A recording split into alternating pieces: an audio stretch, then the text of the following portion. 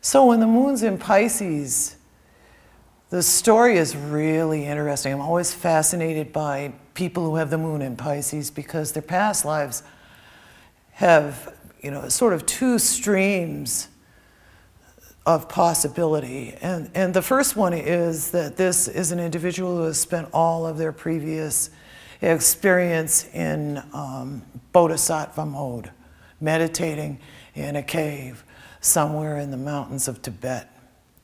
All right, or some version of that. All right, it isn't necessarily always just that.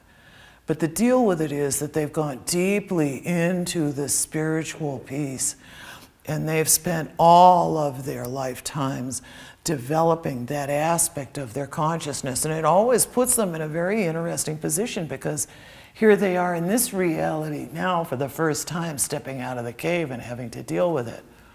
And most of these people are extremely naive because they have very, very little experience in the real world.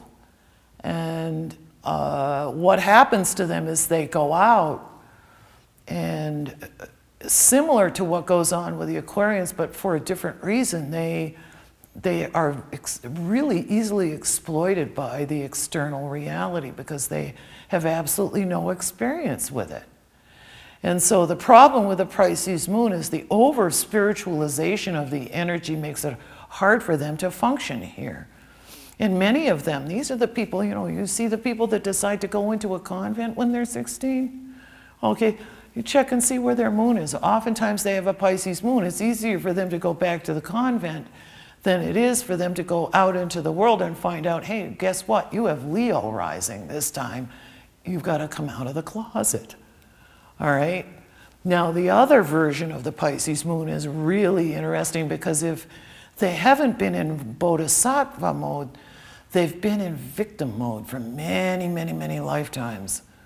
Okay, so they've been the mendicant, or they've been the poverty-stricken beggar who's begging on the streets, or they've been the alcoholic or the drug addict, or the person who was addicted to absinthe, during the Impressionist era when all those people were painting pictures in Montmartre and Vincent van Gogh was alive.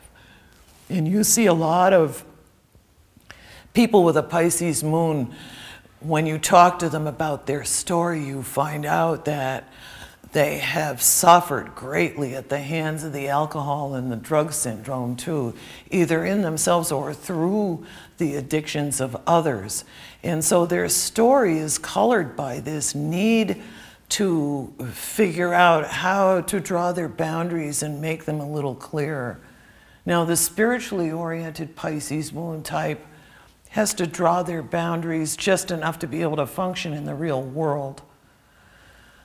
The person with the Pisces moon who's been victimized, overly victimized by life and by people, has to find a way to draw boundaries so that they can begin to develop enough discernment to know who's good for them and who isn't. Okay, and many of them, of course, have to go to the mat with a drug issue, which is always tricky because some people never come out of that alive.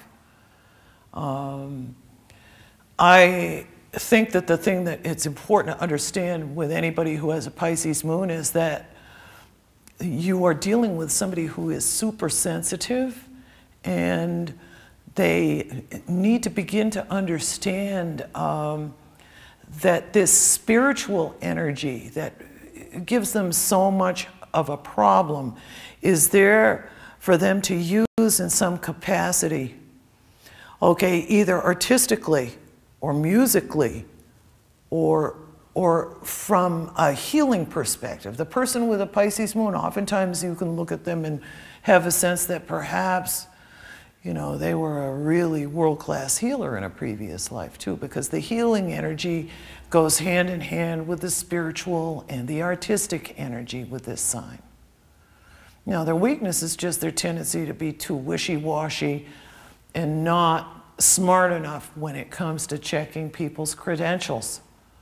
Okay, and their virtue, of course, is their capacity to love everyone and everything unconditionally, and also their capacity to tap into the spiritual realms and the music of the spheres.